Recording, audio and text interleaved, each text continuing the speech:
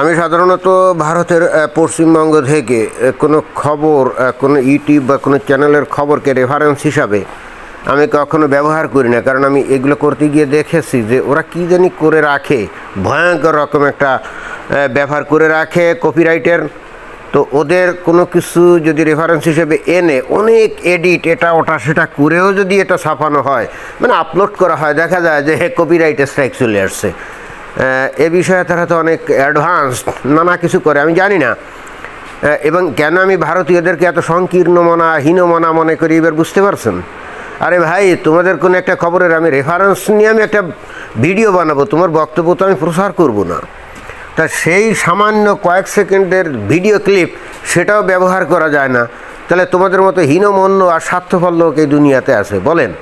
তারপরেও এই যে আজতক বাংলা বলে একটা ইউটিউব চ্যানেল মনে হয়, তো বাংলাদেশের কোনো এক সামন শহীদুল আলম হাসান নামের একজন সাংবাদিক, আমি নিশ্চিত বাংলাদেশে বসবাস উনি করেন না, উনি দেশে মানে বাংলাদেশের বাইরে কোথাও থাকেন। তো এই ভদ্রলোকের একটা সাক্ষাৎকার আজতক বাংলা এরা প্রচার করলো।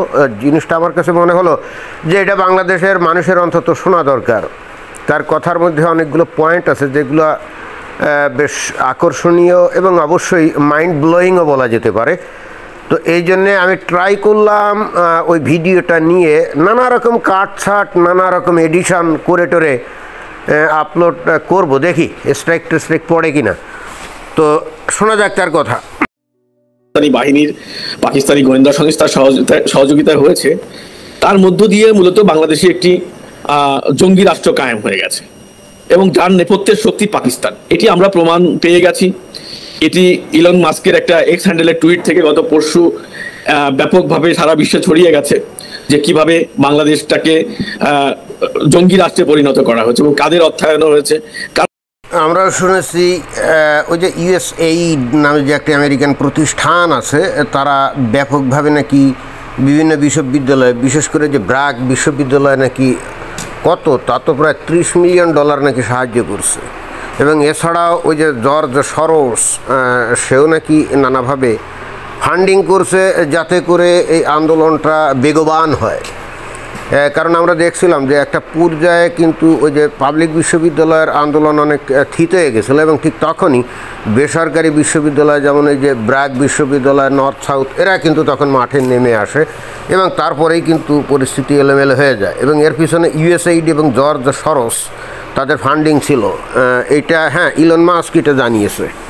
বাংলাদেশের সঙ্গে পাকিস্তানের কোনো নৌসীমা নেই, পাকিস্তানের সঙ্গে বাংলাদেশের কোনো নৌসীমা নেই। বাংলাদেশের সঙ্গে নৌসীমা আছে মায়ানমার এবং ভারতের। তো নৌবাহিনীর উন্নয়নে পাকিস্তান আমাদেরকে কি সহযোগিতা করবে? নৌসীমা নেই তো সোহাট, হয়তো বাংলাদেশি নৌবাহিনীর মধ্যে ইমানি জোর বাড়ানোর কাজটা করতে পারে, তাই না? তো পাকিস্তান আমাদেরকে নৌবাহিনীকে কোনো সহযোগিতা করার কোনো সুযোগ নেই, কারণ পাকিস্তানের কোনো নৌজাহাজ বাংলাদেশের সঙ্গে সরাসরি সংযোগের সুযোগ নেই। এবং যেমন ভারত বাংলাদেশের সঙ্গে যৌথ নদী ব্যবস্থাপনা আছে, বঙ্গোপসাগরের সংযোগ আছে, সেখানে পাকিস্তানের সঙ্গে আমাদের কোনো খাল বিলেরও সংযোগ নেই। তাতে কি ইমানিও সংযোগ আছে না? সুতরাং পাকিস্তানের সাথে যে নৌবাহিনী প্রধান যে মিটিং করছে এবং পাকিস্তানের সেনাপ্রধান বা নৌবাহিনী প্রধান তার সঙ্গে যে মিটিং করছে, তার মধ্যে অবশ্যই কোনো ষড়যন্ত্র আছে এবং সেই ষড়যন্ত্র 5 আগস্টের ধারাবাহিক ষড়যন্ত্র। আপনার কাছে এটা ষড়যন্ত্র মনে হলেও বাংলাদেশ আপামর জনগোষ্ঠী যারা নাকি মুমিন মুসলমান, তারা মনে হয় যে এখন আবারও ওই যে পাকিস্তানের সাথে মিশে যেতে চায়। আর যেহেতু জনগণ চায়, সেহেতু সামরিক বাহিনীর লোকজন, নৌবাহিনী, বিমান বাহিনী ইত্যাদি, তারাও মনে হয় যে জনগণের এই চাওয়ার প্রতি সম্মান জানিয়ে তারা সেই ধরনের কর্মকাণ্ডে লিপ্ত। এরকমও তো হতে পারে নাকি? তবে এটাকে ষড়যন্ত্র বলার তো কোনো সুযোগ আমি দেখি না। 5 আগস্ট তারা দেশটিকে জঙ্গি রাষ্ট্র কায়েম করেছে, এখন তারা বাংলাদেশে ঢুকে বাংলাদেশটাকে সিরিয়া, আফগানিস্তান, ইরাকের মতো পরিস্থিতি তারা করতে চায়। আপনার মতে বাংলাদেশ জঙ্গি রাষ্ট্র হয়ে গেছে যদি বলেন, এটা তো বাংলাদেশের মানুষ মানবে না। অর্থাৎ মুমিন মুসলমানরা তারা তো মনে করে এইবার ইসলামের বিজয় অত্যাসন্ন, বাংলাদেশে অচিরাত ইসলামের বিজয় পতাকা উঠবে, ইসলামী শাসনে চলে যাবে পাকিস্তানের নেতৃত্বে, অথবা তারা ওই যে আফগানিস্তানে তালেবানের মতো করতে পারে। আর সেইটা করতে গেলে যদি আফগানিস্তানের মতো হয়, সিরিয়ার মতো হয়, লিবিয়ার মতো হয়, ইরাকের মতো হয়, সো হোয়াট? বাংলাদেশের মুমিন মুসলমানরা এই জগৎকে থোড়াই কেয়ার করে। তারা আসল মানে তাদের কাছে আসল জগৎ হলো মৃত্যুর পরের জগৎ। সেখানে 72 হুরের গ্যারান্টি আছে কিনা সেটা নিয়েই তারা চিন্তিত, এই জগতে এত আনন্দ রঙ্গ তামাশার দরকারটা কি? আল্লাহ বলছে না কোরআনে, এই জগতে যতই হাসিবে পরজগতে ততই কাঁদিবে। এবং তারা যেভাবে পশ্চাৎপরণ করছে পৃথিবীর ইতিহাসে, তাদের যে ইকোনমিক্যাল ক্রাইসিস, তাদের যে পলিটিক্যাল ক্রাইসিস, তাদের যে অভ্যন্তরীণ বিভিন্ন সংকট, সেই সংকটের দিকে বাংলাদেশকে তারা নিয়ে যেতে পারবে। ভাইজান ভুল বললেন, এটা পাকিস্তান নিয়ে যেতে চায় না। বাংলাদেশের মানুষই মানসিকভাবে এতটাই তারা প্রস্তুত যে তারা নিজেরাই আসলে বাংলাদেশটাকে ইরাক, সিরিয়া বা ওই লিবিয়া বা আফগানিস্তান ওই রকম বানাতে চায়। কারণ তারা মনে করে এই জগতে এত উন্নতির কোনো দরকার নেই, এই জগৎ 2 দিনের, আসল জগৎ পরজগৎ। তো এই জগতে বেশি উন্নতি যদি করে তাহলে পরজগৎ ভুলে যাবে, আর তখন জাহান্নামের আগুনে পুড়তে হবে। কিন্তু বাংলাদেশে তারা সফল হয়ে কোনো ষড়যন্ত্র করে সফল হতে পারবে না। সফল তো হয়েই গেছে, আবার বলছেন পারবে না, এটা আবার কেমন? এটি বাংলাদেশ নৌবাহিনীর অবশ্যই বেইমানি। এটা বাঙালি শুধু ভারতের সঙ্গে বেইমানি না, এটা বাঙালির সাথে বেইমানি, এটা 71-এর সাথে বেইমানি, এটা মুক্তিযোদ্ধাদের সাথে বেইমানি, এটা 30 লক্ষ শহীদ সাথে বেইমানি, এটা 2 লক্ষ মাগমুরের সাথে বেইমানি। এই বেইমানিটি সেনাবাহিনী শুরু করেছে, তার ধারাবাহিকতায় এখন দেখলাম আমরা নৌবাহিনী শুরু করলো। এইটা হলো আপনার নিজস্ব বক্তব্য। আপনি বললেন যে এই বেইমানি শুরু করেছে আগে সেনাবাহিনী, তারপরে যে নৌবাহিনী ইত্যাদি ইত্যাদি বললেন, তাই না? আসলে তারা কেউই বেইমানি করে নাই।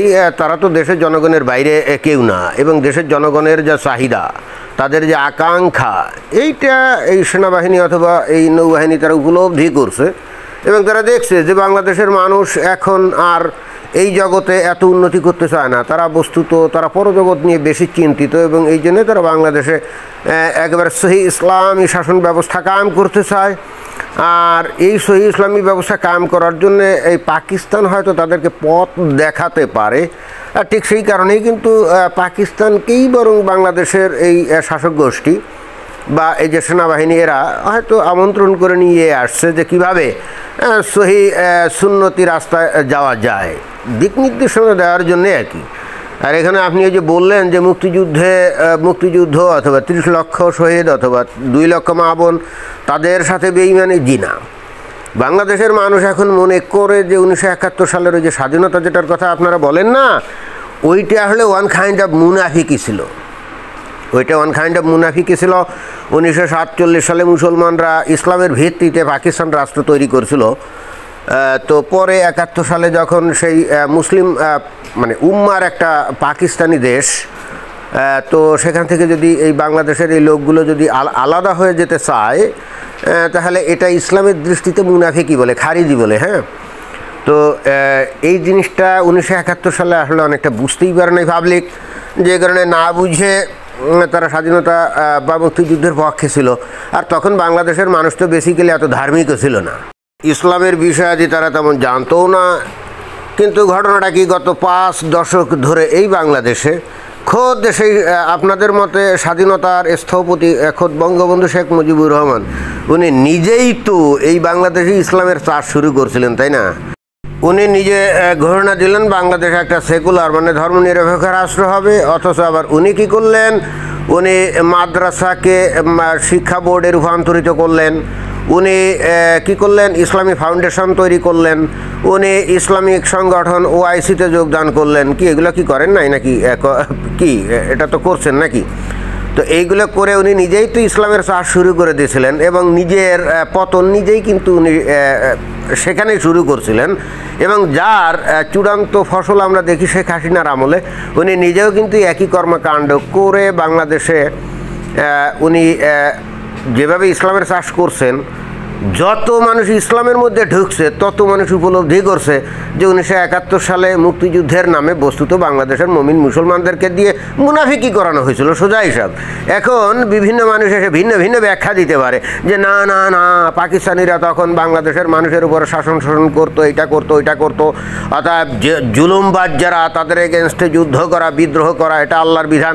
এই সমস্ত ফালতু যুক্তি আপনারা দিতে পারেন, আমি জানি এগুলো আপনারা দিবেন, বাট এখানে এটাও আছে যে যদি ইসলামী কোনো দেশ হয় এবং একটা মানে ধর্মীয় ভিত্তিতে ইসলামের ভিত্তিতে যখন একটা গোষ্ঠী একত্রিত হয় তাদেরকে বলা হবে উম্মা, এবং সেখান থেকে কোনো একটা গোষ্ঠী বেড়ে যখন যাবে সেটা হয়ে যাবে খারেজি, সেটা হয়ে যাবে মুনাফিক।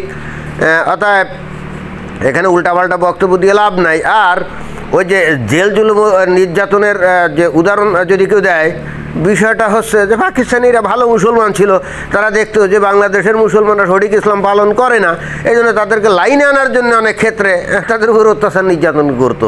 এই বেটা তোরা লাইনে আয়, বিষয়টা এরকম। যাই হোক, মুদ্রা কথা হচ্ছে যে বাংলাদেশের মানুষ যখন ইসলাম ধর্ম অত জানতো না, অত ধর্মের মধ্যে অত তারা নিজেদেরকে ঢুকায় নাই, ততদিন তারা মুক্তিযুদ্ধ, স্বাধীনতা যুদ্ধ ইত্যাদি ইত্যাদির ব্যাপারে তাদের সফটকর্নার ছিল। বাট যবে থেকে তারা বেশি মুমিন মুসলমান হয়ে গেছে তবে থেকেই তাদের মধ্যে কিন্তু আর ওই যে মুক্তিযুদ্ধের চেতনা আর কোনো কিছুই নাই। তো এখন অতএব বাংলাদেশের আপামর জনগোষ্ঠী তারা এখন আর ওই স্বাধীনতা মানে না, বাঙালি জাতীয়তাবাদ, ধর্মনিরপেক্ষতা এগুলো মানে না। তারা এখন বাংলাদেশে সহি ইসলামী শাসন কায়েম করতে চায়, এটাই তাদের স্বপ্ন, ধ্যান, জ্ঞান। এবং এইটা কিভাবে সহি সালামতে প্রতিষ্ঠা করা যায়, বাস্তবায়ন করা যায়, তার জন্য বস্তুত এখন বাংলাদেশের তরফ থেকে সর্বকর্নার থেকে পাকিস্তানের সাথে যোগাযোগ করা হচ্ছে। এটাকে আমি ষড়যন্ত্র বলি না, অনেকে ষড়যন্ত্র বলে, বাট আমার কাছে মনে হয় যে এটাই ভবিতব্য এবং এটাই জনগণের চাহিদা, মনের আকাঙ্ক্ষা। এখানে ভিন্ন কোনো বক্তব্য দিয়ে কোনো লাভ আছে আমার কাছে মনে হয় না। অন্তত বর্তমানে যে নতুন জেনারেশন, তাদের মনের মধ্যে তো এইটা একেবারে দৃঢ়ভাবে ঢুকে গেছে, তাই না?